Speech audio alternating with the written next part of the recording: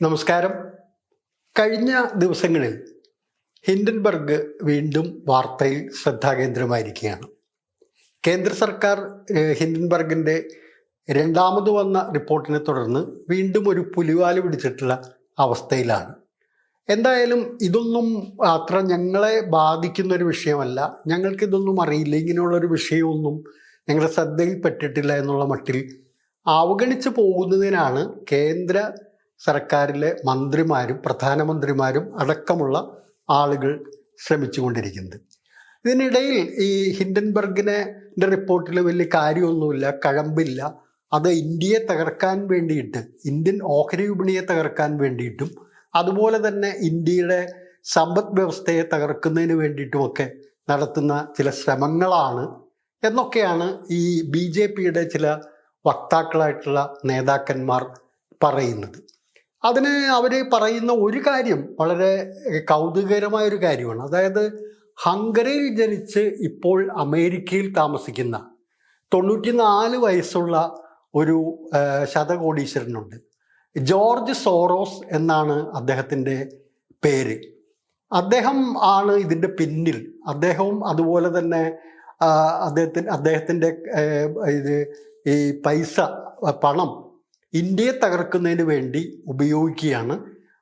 മോഡിയുടെ ഒരു ശക്തനായ വിമർശകനാണ് അദ്ദേഹം. അപ്പോൾ അത്രയും വലിയ ഒരു ഇന്ത്യ വിരുദ്ധനും മോഡിയുടെ വിമർശകനുമായിട്ടുള്ള ഒരാൾ രാഹുൽ ഗാന്ധിയുമായി ചേർന്ന് നടത്തുന്ന ഗൂഢാലോചനയുടെ ഫലമായിട്ടാണ് ഹിൻഡൻബർഗ് റിപ്പോർട്ട് പുറത്തു വരുന്നത്.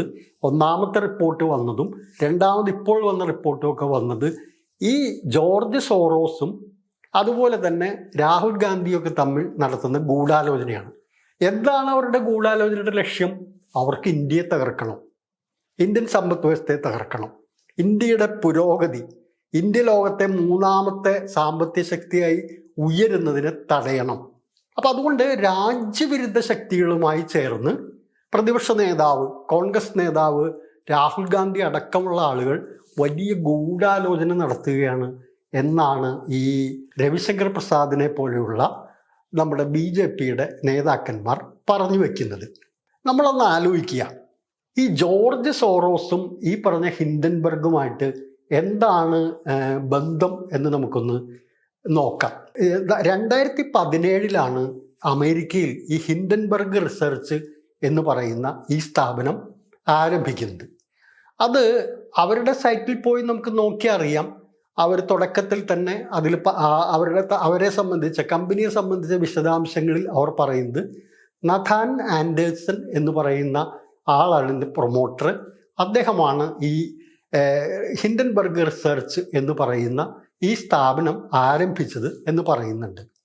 അവർ ഇത്തരത്തിൽ നടക്കുന്ന ക്രമക്കേടുകൾ, ഓഹരി വിപണിയിൽ പെരുപ്പിച്ച് കാണിക്കുന്ന കോർപ്പറേറ്റ് പ്രവണതകൾ, കോർപ്പറേറ്റുകൾ അവരുടെ കണക്കുകളും ലാഭങ്ങളും ഒക്കെ പെരുപ്പിച്ച് കാണിച്ച് ആളുകളെ വഞ്ചിക്കുന്ന രീതികൾ, അത് ഗവൺമെൻറ്റുമായി ചേർന്ന് നടത്തുന്ന തട്ടിപ്പുകൾ ഇത്യാദി കാര്യങ്ങളെക്കുറിച്ചുള്ള വിവരങ്ങൾ പുറത്തു കൊണ്ടുവരിക എന്നുള്ളതാണ് അവർ ലക്ഷ്യമിടുന്ന കാര്യം.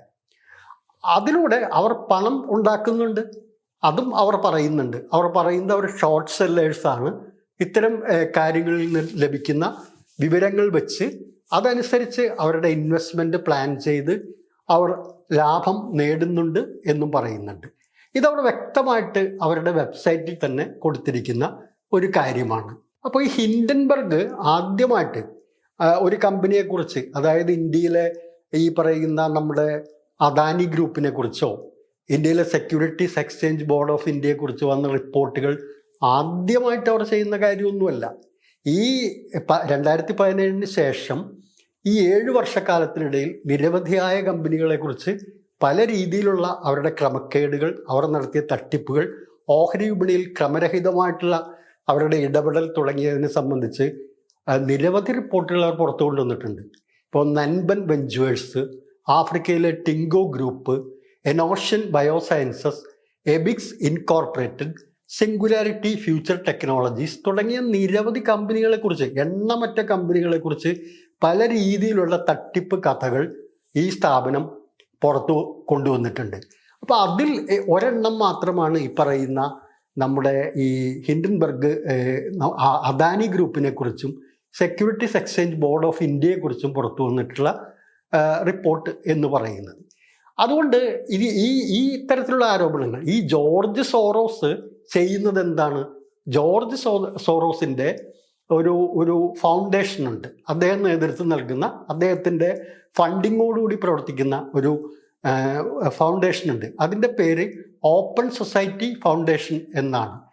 ജോർജ് സോറോസ് തൻ്റെ സമ്പത്തിൻ്റെ ഏതാണ്ട് 3200 കോടി ഡോളർ ഇതിലേക്ക് സംഭാവനയായി നൽകിയിട്ടുണ്ട്. ഈ ഓപ്പൺ സൊസൈറ്റി ഫൗണ്ടേഷൻ്റെ പ്രവർത്തന ലക്ഷ്യം എന്ന് പറയുന്നത് നീതിക്കും മനുഷ്യാവകാശത്തിനും ജനാധിപത്യ ഭരണത്തിനും വേണ്ടിയിട്ട് ഉള്ള ഒരു ഏജൻസിയായിട്ട്, ഒരു NGO പോലെ, അല്ലെങ്കിൽ അത്തരത്തിലുള്ള ഒരു ഏജൻസി ആയിട്ടാണ് ഈ ഓപ്പൺ സൊസൈറ്റി ഫൗണ്ടേഷൻ പ്രവർത്തിക്കുന്നത്. അതിനെ ഒരു പ്രധാനമായിട്ടും ഫണ്ട് ചെയ്യുന്ന ഒരു ആളാണ് ഈ 94-കാരനായ ജോർജ് സോറോസ് എന്ന് പറയുന്ന വ്യക്തി. അപ്പോൾ നമുക്ക് ഇവിടെ ഒരു പ്രധാനപ്പെട്ട ചോദ്യം ഉയരുന്നത്, ഈ ജോർജ് സോറോസും രാഹുൽ ഗാന്ധിയും ചേർന്നാണ് ഈ ഗൂഢാലോചന നടത്തി ഇന്ത്യയെ പൊളിക്കാൻ ശ്രമിക്കുന്നതെങ്കിൽ അത് തീർച്ചയായിട്ടും ഒരു രാജ്യദ്രോഹം, വലിയ രാജ്യദ്രോഹം തന്നെയാണ്.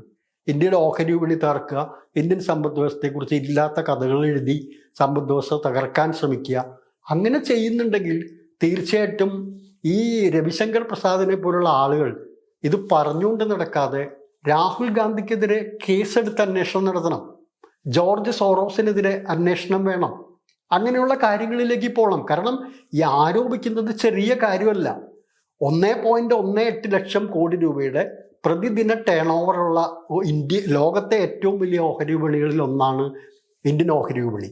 ആ ഇന്ത്യൻ ഓഹരി വിപണിയെ തകർക്കുന്നതിനും ഇന്ത്യൻ സമ്പദ് വ്യവസ്ഥയെ തകർക്കുന്നതിനും വേണ്ടിയിട്ടുള്ള ശ്രമം നടത്തുക എന്ന് പറയുന്നത് ഇന്ത്യക്കെതിരായിട്ടുള്ള നേരിട്ടുള്ള ഒരു ആക്രമണമാണ്. അത് ഒരു പക്ഷേ പട്ടാളത്തിൻ്റെയോ മിലിറ്ററിയുടെ ഒരു എൻക്രോച്ച്മെന്റ് എന്ന രീതിയിലൊക്കെ അപ്പുറം വലിയ മാനങ്ങളുള്ള ഒരു കാര്യമാണ്. അത്തരത്തിൽ കാര്യത്തിൽ ലോക്സഭയിലെ പ്രതിപക്ഷ നേതാവ് രാഹുൽ ഗാന്ധി ഗൂഢാലോചന നടത്തി ജോർജ് സോറോസുമായി ചേർന്ന് പ്രവർത്തിക്കുന്നുണ്ടെങ്കിൽ എന്തുകൊണ്ടാണ് നരേന്ദ്രമോദിയെ പോലെ വലിയ ശക്തനായ ഒരു ഭരണാധികാരി ഒരു നടപടിയിലേക്ക് പോകാത്തത്? നിസ്സാര കാര്യങ്ങൾക്ക് ഇവിടെ ഇപ്പോൾ നമ്മൾ ഫിഡൽ കാസ്ട്രോന്റെ പുസ്തകം വായിച്ചതിൻ്റെ പേരിലും അതുപോലെ തന്നെ ദാസ് ക്യാപിറ്റൽ കൈവശം വെച്ചതിൻ്റെ പേരിലും അങ്ങനെയുള്ള കാര്യങ്ങൾക്കൊക്കെ വേണ്ടി ഇവിടെ ദേശവിരുദ്ധ കാര്യങ്ങൾ നടത്തിയെന്ന് പറഞ്ഞ് കേസെടുത്ത് അറസ്റ്റ് ചെയ്തിട്ടുള്ള സംഭവങ്ങളുണ്ട്. അപ്പം അങ്ങനെയുള്ളപ്പോൾ ഇത്തരം കാര്യങ്ങൾക്ക് എന്താണ് ഒരു നടപടി എടുക്കാത്തതെന്നുള്ളത് വളരെ ഗൗരവമാർന്നൊരു വിഷയം തന്നെയല്ലേ. ഇനി മറ്റൊരു കാര്യം കൂടി നമ്മൾ പരിശോധിക്കുക. ഇങ്ങനെ ഈ രവിശങ്കർ പ്രസാദിനെ പോലുള്ള ആളുകളും കുറച്ച് ലോവർ ലെവലിലുള്ള ആളുകളും ഒക്കെയാണ് ഹിൻഡൻബർഗ് റിപ്പോർട്ട് തെറ്റാണെന്നും അദാനി ഒരു തെറ്റും ചെയ്തിട്ടില്ല, സെബി ഒരു തെറ്റും ചെയ്തിട്ടില്ല, മാധവി പുരി ഒരു തെറ്റും ചെയ്തിട്ടില്ല എന്നൊക്കെ പറഞ്ഞ് വാദിക്കുന്നത്. പ്രധാനമന്ത്രി മുതൽ ഒരാൾ പോലും വായ തുറക്കുന്നില്ല. ഇവിടെ അത്ഭുതപ്പെടുത്തുന്ന ഒരു കാര്യം എന്താ, ഇത് ഈ പറയുന്ന securities exchange board of India എന്ന് പറയുന്ന സ്ഥാപനം ധനകാര്യ വകുപ്പിന്റെ കീഴിൽ വരുന്നൊരു സ്ഥാപനമാണ്. ധനകാര്യമന്ത്രി എന്ന് പറയുന്ന ഒരാൾ ഇവിടെ ഉണ്ട്, നിർമ്മല സീതാരാമൻ എന്നാണ് അവരുടെ പേര്. ലോക്സഭയിൽ പ്രതിപക്ഷങ്ങൾക്കെതിരെ ചില കാര്യങ്ങൾ, അതുപോലെ കേരളത്തിനെയും മറ്റ് സംസ്ഥാനങ്ങളെ അവഗണിക്കുന്നു എന്നുള്ള കാര്യങ്ങളൊക്കെ ഉന്നയിക്കുമ്പോൾ ആക്രോശിക്കുന്നവരാണവർ. അന്നേരത്തെ അവരുടെ ഒരു ശരീരഭാഷ തന്നെ വല്ലാതെ നമ്മളങ്ങോട്ട് ആക്രമിച്ച് എന്താണ് ചെയ്യുന്നത്, ഞാൻ ഒരു കാര്യവും ചെയ്തിട്ടില്ല, കേരളം ഒരു രേഖ പോലും സമർപ്പിച്ചിട്ടില്ല, കേരളത്തിന് ഇനി 5 പൈസ കൊടുക്കാനില്ല, എല്ലാം കൊടുത്തു തീർത്തു കഴിഞ്ഞു, എവിടെ പേപ്പറുകൾ, എവിടെ എൻ്റെ മുമ്പിൽ രേഖകളില്ല എന്നൊക്കെ പറഞ്ഞ് ആക്രോശിച്ച് വലിയ ഒച്ചയിട്ട് വലിയൊരു രീതിയിൽ വിമർശിക്കുകയൊക്കെ ചെയ്യുന്ന ആളുകളുടെ വായിലിപ്പോൾ എന്താണ്, പഴം വിഴുങ്ങിയിരിക്കുന്ന ഒരവസ്ഥയിലല്ലേ. ആ നിർമ്മല സീതാരാമൻ്റെ വകുപ്പിലല്ലേ ഈ സെബി പ്രവർത്തിച്ചുകൊണ്ടിരിക്കുന്നത്. ആ സെബിക്കെതിരായിട്ട്, അതിൻ്റെ ചെയർപേഴ്സണെതിരായിട്ട് ഇത്ര ഗുരുതരമായിട്ടുള്ളൊരു ആരോപണം ഉന്നയിച്ചപ്പോൾ പ്രധാനമന്ത്രി മിണ്ടാതിരിക്കുന്നു. പ്രധാനമന്ത്രി എല്ലാ കാര്യങ്ങളിലും മിണ്ടാത്ത ഒരാളാണെന്ന് നമുക്ക് എല്ലാവർക്കും അറിയാം. പക്ഷേ എല്ലാ കാര്യത്തിനും വായിട്ടടയ്ക്കുന്ന, ആക്രോശിച്ചുകൊണ്ട് പ്രതിപക്ഷത്തിന് നേരെ കടന്നാക്രമണം നടത്തുന്ന നിർമ്മല സീതാരാമൻ ഇപ്പം എന്തു പറ്റി? നിർമ്മല സീതാരാമന് ഒരക്ഷരം ഉരിയാടാൻ കഴിയുന്നില്ലല്ലോ. തൻ്റെ വകുപ്പിൻ്റെ കീഴിൽ പ്രവർത്തിക്കുന്ന ഈ മാധുരി പുരിയെക്കുറിച്ച് അപ്പം മാതിരിപ്പുരിക്കുള്ള കോണ്ടാക്ട് എന്താണ്, മാതിരിപ്പുരിക്കുള്ള സ്വാധീനം എന്താണ്, ആരാണ് മാതിരിപ്പുരിയെ നിയമിച്ചത് എന്നതൊക്കെ അടക്കമുള്ള കാര്യങ്ങളൊക്കെ ഈ പറഞ്ഞ ധനമന്ത്രിക്കൊക്കെ വ്യക്തമായിട്ടറിയാം. നിങ്ങൾക്ക് ഒരക്ഷരം അവർക്കെതിരെ ഉരിയാടാൻ കഴിയില്ല, ഒരു നടപടിയും എടുക്കാൻ കഴിയില്ല. അതുകൊണ്ട് വെറുതെ കിടന്ന് ഒരു റിപ്പോർട്ട് കൊണ്ടുവന്നപ്പോൾ ആ റിപ്പോർട്ട് ഇന്ത്യയെ തകർക്കാനാണ് ശ്രമിക്കുന്നത്. അദാനിക്കെതിരായിട്ടുള്ള ആക്രമണം എന്ന് പറഞ്ഞാൽ ഇന്ത്യക്കെതിരായിട്ടുള്ള ആക്രമണമാണ്, ഇന്ത്യൻ ഓഹരി വിപണി തകരാൻ പോവുകയാണ് എന്നൊക്കെ പറഞ്ഞുകൊണ്ടുള്ള പ്രചരണം നടത്തുന്നവർ ഒന്ന് ആലോചിക്കുക. നിങ്ങൾ തന്നെ പറയുന്നത് എന്താണ്? നിങ്ങൾ തന്നെ പറയുന്നത് ലോകത്തെ 5ാമത്തെ ശക്തിയാണ്, സാമ്പത്തിക ശക്തിയാണ് ഇന്ത്യ. ആ ഇന്ത്യയെ 3ാമത്തെ സാമ്പത്തിക ശക്തിയാക്കാൻ ശ്രമിക്കുകയാണ്. ലോകം ഉറ്റുനോക്കുന്ന സമ്പദ് വ്യവസ്ഥയാണ് ഇന്ത്യ എന്നാണ് ഈ ആഗസ്റ്റ് 15 പ്രധാനമന്ത്രി ഡൽഹിയിൽ പ്രസംഗിച്ചപ്പോൾ പറഞ്ഞത്. അങ്ങനെയൊക്കെ വളരെ കരുത്തോടുകൂടി അതിശക്തമായി GDP ഗ്രോത്തിൽ ചൈനയും അമേരിക്കയും ഒക്കെ കവച്ചു വെച്ചുകൊണ്ട് മുമ്പോട്ട് പോകുന്ന ഇന്ത്യയെ തകർക്കാൻ 2017 ഏതോ ഒരു നദാൻ ആൻഡേഴ്സൺ തുടങ്ങിയ ഒരു പീറ കമ്പനിയെ കൊണ്ട് സാധിക്കുമെന്നാണ് പറയുന്നത്. അങ്ങനെയാണെങ്കിൽ നിങ്ങൾ എന്തിനാ ഭരിക്കുന്നത്? ഈ ഭരണം എന്തിനാണ്? അങ്ങനെ ഒരു ചെറിയ കമ്പനി വിചാരിച്ചാൽ ഇന്ത്യയെ തകർക്കാൻ കഴിയുന്നുണ്ടെങ്കിൽ നിങ്ങൾ എന്ത് ഭരണമാണ് നടത്തുന്നതെന്ന് നിങ്ങൾ തന്നെ ഒന്ന് ആലോചിക്കണ്ടേ? അതാണ് ഇവിടുത്തെ പ്രശ്നം. അപ്പം അതുകൊണ്ട് ഈ ആടിനെ പട്ടിയാക്കുക എന്നിട്ട് പേപ്പട്ടിയാക്കി തല്ലിക്കൊല്ലുന്ന രീതിയിലേക്ക് ഈ റിപ്പോർട്ടുകൾ വരുമ്പോൾ ഒരു അന്വേഷണവും നടത്താതെ ഇന്ത്യയിലെ തന്നെ ഏറ്റവും വലിയൊരു റെഗുലേറ്റിംഗ് ഏജൻസിക്കെതിരെ വ്യക്തമായ രേഖകൾ സഹിതം തെളിവുകൾ സഹിതം ആരോപണങ്ങൾ ഉന്നയിക്കുമ്പോൾ ഈ കണ്ടന്തടിക്ക് മുണ്ടന്തടി എന്ന് പറയുന്ന പോലെ വായിൽ തോന്നി കോതയ്ക്ക് പാട്ടെന്നൊക്കെ പറയുന്ന പോലെയുള്ള മറുപടി പറഞ്ഞുകൊണ്ട് പോകുമ്പോൾ അത് അത്രയ്ക്ക് വിശ്വസനീയമാവുന്നില്ല.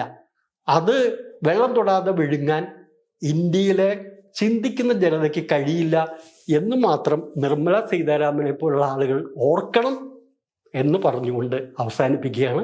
നന്ദി, നമസ്കാരം.